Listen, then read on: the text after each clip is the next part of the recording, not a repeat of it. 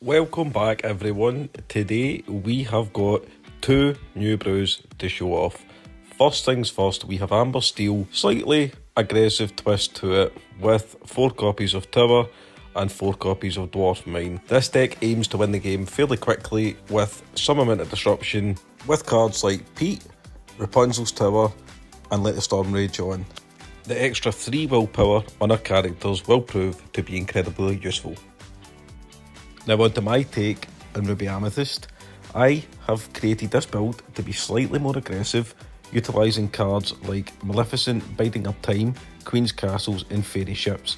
Of course we can still follow the Ruby Amethyst game plan, using cards like Be Prepared, Maui, Brawl, Flynn, Sisu, etc. Utilising the late game with Rabbit and Genies, but I built this deck specifically to try and round out the game very quickly. And I'm incredibly excited to show it off. So as game 1 starts, it's myself and Ruby Amethyst. I get to go first.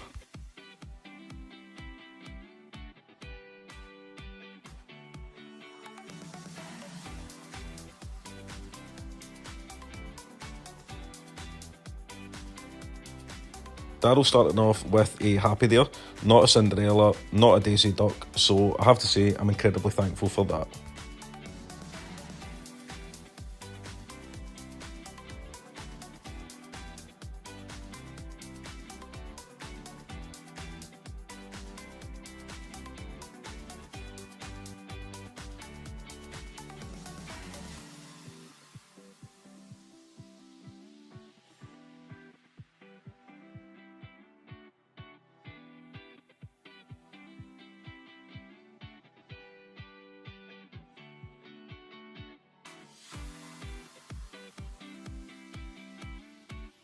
After watching that turn play out, I can't give an exact reason as to why I chose to grab the Diablo there and trade into the Happy.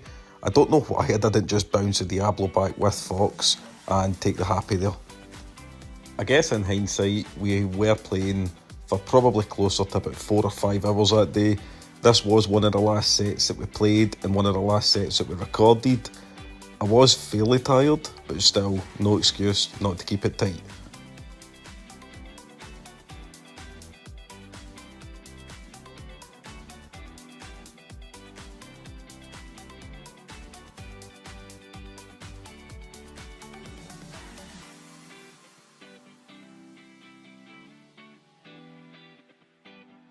I do find these sort of aggressive mirrors very interesting. A lot of the time it's just jostling for board position, trying to see who comes out with a better board, but against this Amber Steel deck I do think leaving them with a board is very scary.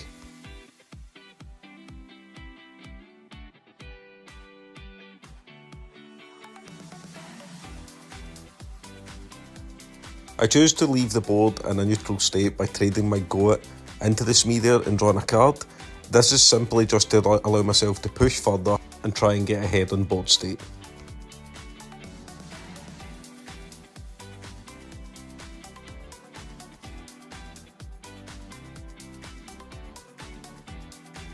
I do vividly remember Daryl saying here something about having a high count of uninkables in his hand, so him playing that dock there for no effect, I'm not going to complain.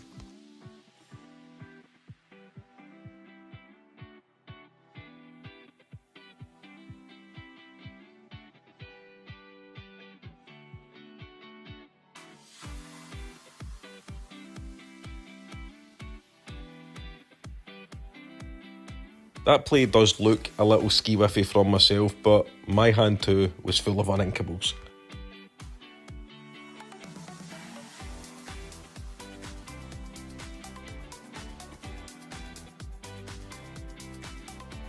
At this point we've got an active library, a Diablo that could potentially draw us 2 cards and a hand with Genie and Rabbit. I do like my position here, and Daryl obviously hasn't added too much to the board.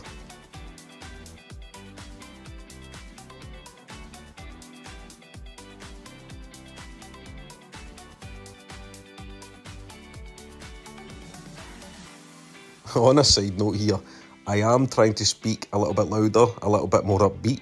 That may in turn make my accent just a little bit harder to understand, so if that's the case, I do apologise and I'm not meaning to do it on purpose.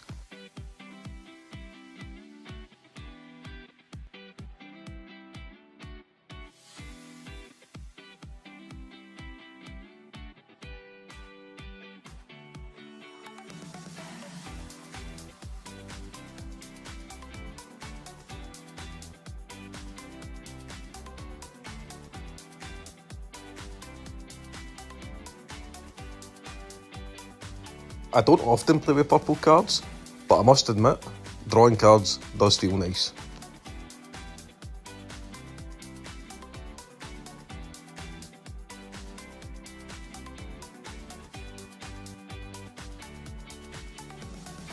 Honestly, at this point, I would be just as well as holding a banner above my head saying that I've got to be prepared in hand. Daryl does get the hard read on it and slams a Pete that he drew off of the dock, which it doesn't make the situation terrible, but it makes it just a little bit more precarious.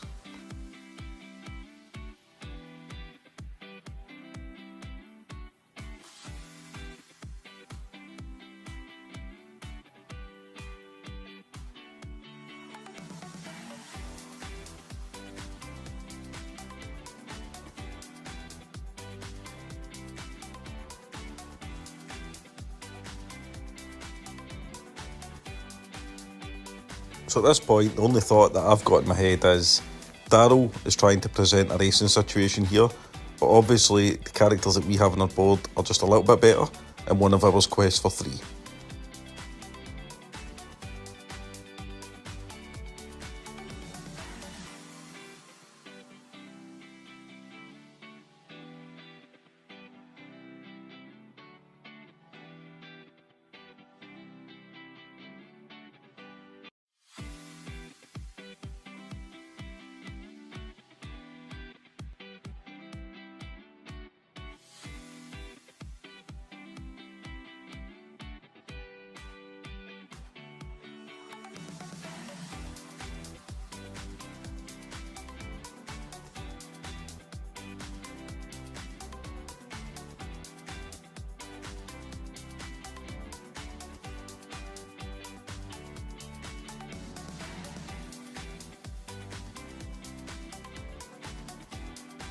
So basically with that turn of events, I do think it essentially just locks the game up for us here.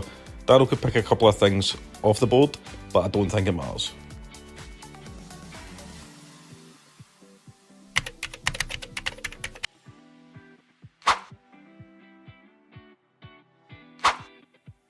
Off to a much better start this game with that dreaded Daisy Duck.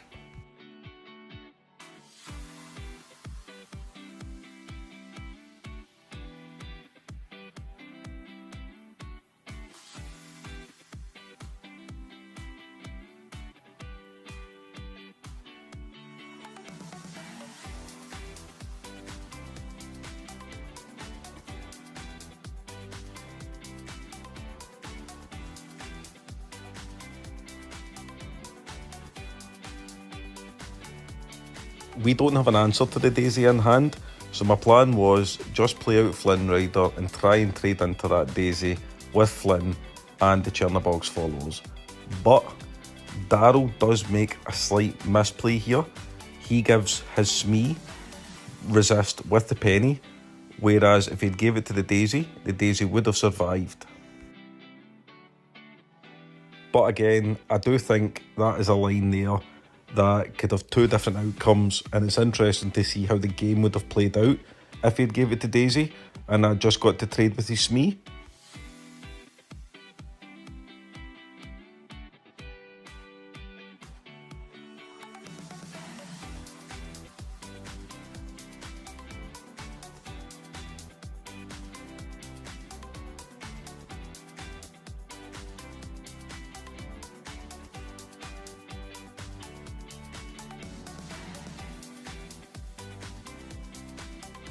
Obviously Daryl having the Let the Storm Rage on there means that either line would have just ended up with the same outcome. We would have been left with the Sisu.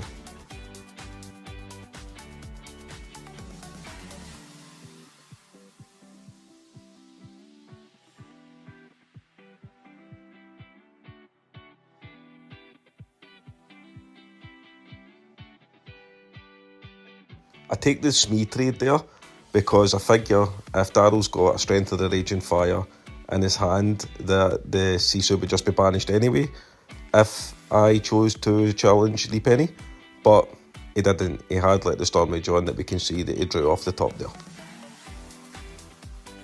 Just joking, he had it all.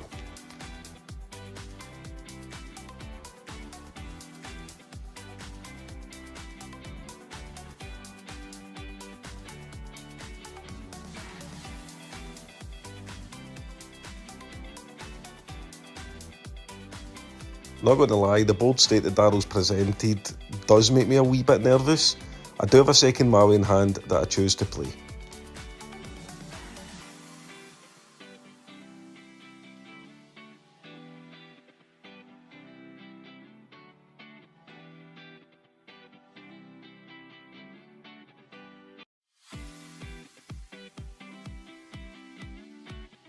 This is a bit where I quote unquote just get a wee bit punished. I forgot to ink the previous turn, which means I am 2 turns away from Be Prepared. I did have that library in hand the previous turn, which means if I drew Inkable this turn, I could have just Be Prepared the board, and then wouldn't have been in such a bad state, and I'd have been able to follow up with both Maleficent. I do think I mention in every single video that I do, and that I do record in voiceover, that I wish I could keep the original audio in here. Daryl, the audible yelp that he let out when he drew that Rapunzel's tower was absolutely hilarious.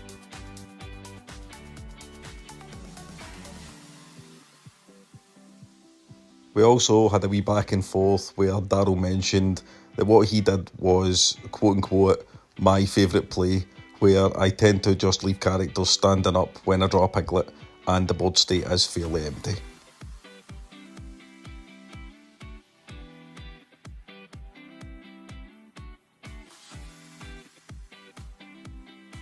So we managed to get away with one turn where Daryl didn't draw a character, and obviously we have to be prepped there just so we don't lose the game.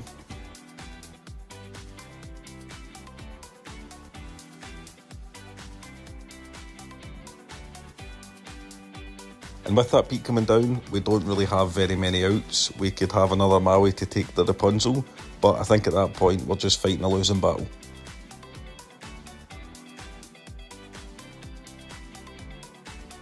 Yes, I did get chinned there because on the stack I didn't add the fox to the library. Wrong game, Daryl.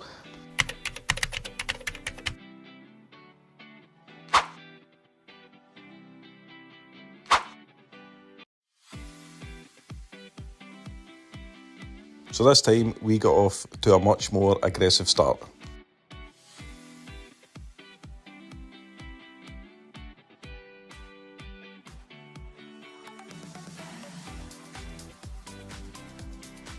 I'll give you 10 guesses who forgot that Penny was a card.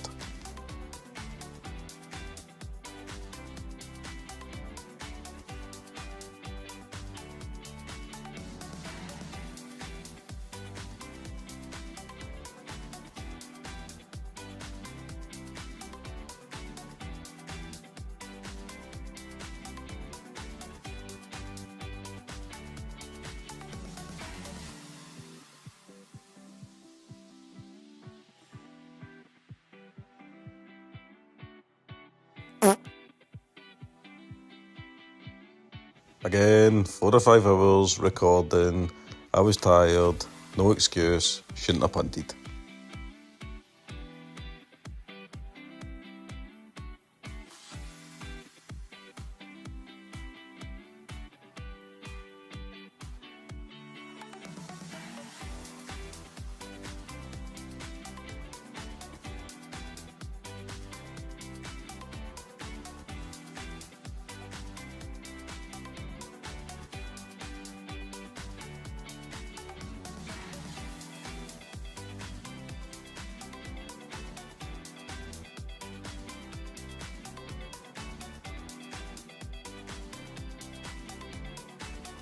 I think by the way that I drew that card, I was hoping to draw a miracle.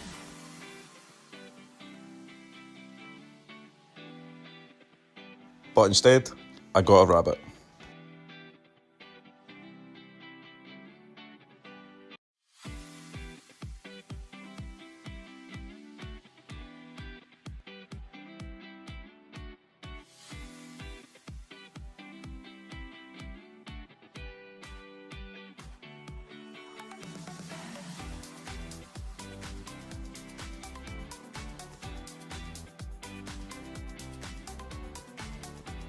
I actually choose to banish the penny here in hopes that Daryl trades the Lawrence into my Maui.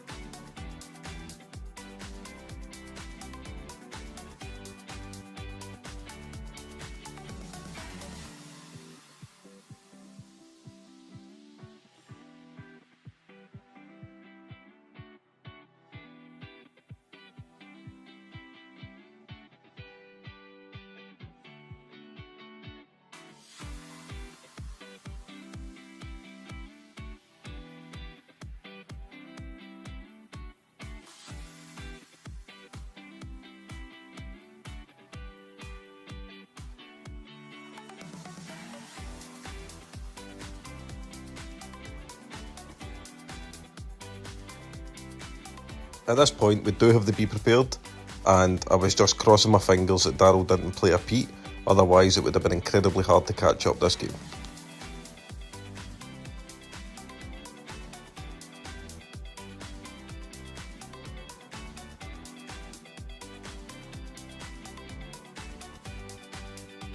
I can see the appeal to these purple cards.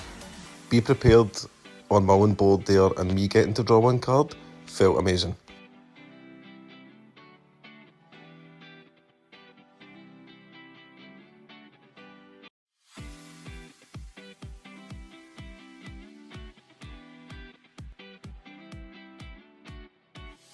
I just thought at this point, we've got no other option, dump our hand and try and win a race here.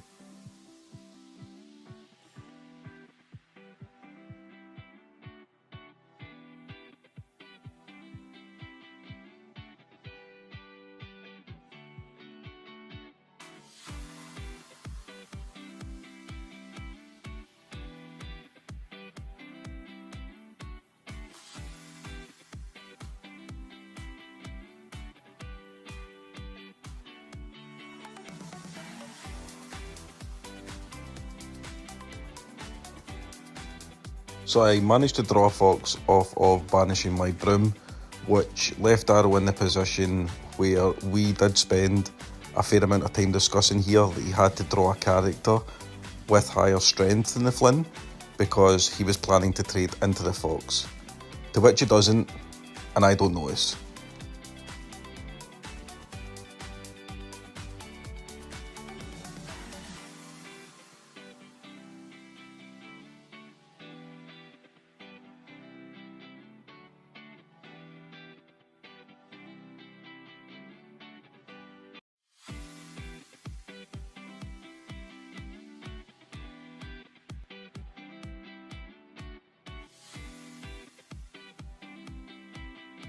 I chose to keep this part of the video in here just to show you.